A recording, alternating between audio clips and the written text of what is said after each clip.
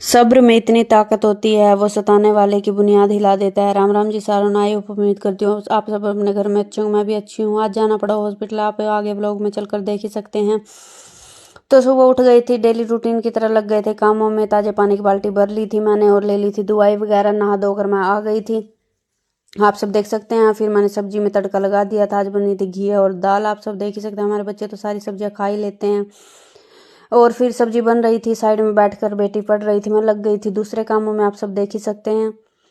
तो काम करते करते मैं इसको भी देख रही थी और फिर मैंने क्लिप भी बना ली थी। तब तक सब्जी बनकर रेडी हो गई थी और सब्जी बन गई थी। सब्जी एकदम अच्छी बनी, जैसी देखने में लग रही है ऐसी खाने में बहुत टेस्टी बनी थी।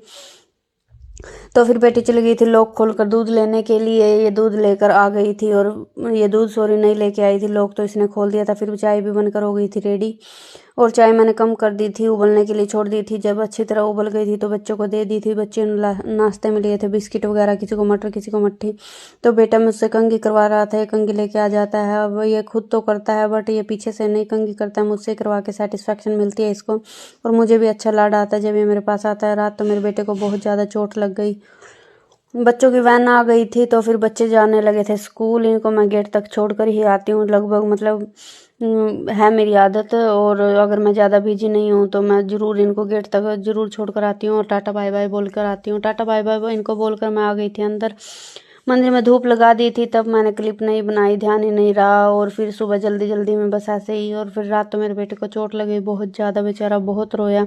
बच्चे को चोट लगती है, माँ का मन तो दुखता है बट क्या कर सकते हैं। फिर भी मैं इसको यही कह रही थी कोई बात नहीं, गिरते पड़ते हैं खेलते टाइम, कोई चक्कर नहीं, ठीक हो जाएगा। और फिर इसको रात हल्दी वाला दूध भी पिलाया था। तो फिर मैंने झाड़ू उठाया और लग गई थी मैं झाड़ू देने के लिए पूरे घर में। आप सब देख सकते हैं मिट्टी इतनी आती है ना, मौसम ऐसा हो रखा है जैसे कि मतलब ज़्यादा ही मिट्टी उड़ती है। अब जैसे जैसे फसल सूखने मतलब पीली होने लगी तो उतनी ज़्यादा मिट्टियाँ उड़ेंगी। फिर मैंने पूरे घर के आगे पानी डाल दिया था, छिड़क दिया था अच्छी तरह और लगभग पूरे घर में लग गया था पोछा। पोछा लगाते लगाते मैं आ गई थी मोंटी में, आप सब देख सकते हैं। मोंटी को भी अच्छी तरह मैंने पोछा लगा दिया था, पोछा लगा ही रही थी, आप सब देख ही सकते हैं। पूरी मोंटी में अच्छी तरह पोछा लगाने के बाद बाहर भी मैंने पानी डाल दिया था। अच्छी तरह पानी बाहर उड़ेलने के बाद थोड़ी बहुत देर तो मिट्टी दबती ही है, गीली हो जाती है तो वो उड़ती कम है। दिन में 2-3 बार तो मैं पानी डाल ही देती हूँ। जितना हो सकता है वही कर सकते हैं, बाकी तो भगवान जो आंधी तूफान उड़ाएगा उसमें हम क्या ही कर सकते हैं। फिर मैंने सारे बर्तनों को कर दिया था क्लीन, आप सब देख ही सकते हैं। बर्तनों को क्लीन करने के बाद मैं ऊपर टॉवल सुखाने के लिए चली गई थी। देखो मैं कल बता रही थी आपको कि कबूतरी बच्चा देने वाली है, तो कबूतरी ने बच्चा दे दिया। हमारे घर पर बेबी भी आने वाला है, आप सब देख ही सकते हैं। फिर मैंने टॉवल वगैरह सुखा दिए थे। तो फिर आप सब देख सकते हैं फूल आने लगे हैं, कलियां भी आ रही हैं, कितना अच्छा लगता है फूलों को देखकर। फिर मैं चली गई थी दवाई लेने के लिए। आज मतलब मुझे दवाई लेने जाना, मुझे कई दिन से दिक्कत लग रही थी, आप सब देख ही सकते हैं। और ये भागती दौड़ती दुनिया सड़कें नापना हमें यही सिखाती है कि जब तक ज़िंदगी है तब तक हमें नहीं रुकना चाहिए, ना ही हार माननी चाहिए। और मैं वहाँ बैठी थी और देख रही थी कि दुनिया कितनी दुखी है। हमें सिर्फ अपना दुख बड़ा लगता है, लेकिन अगर हम हॉस्पिटल जाएँ तो वहाँ छोटे से छोटे और बड़े से बड़े इंसान अपने मतलब ज़िंदगी की किस्त भरते दिखते हैं हमें। तो फिर मैं वहाँ अपनी किस्त भर के सांसों की आ गई थी घर पर, आप सब देख सकते हैं।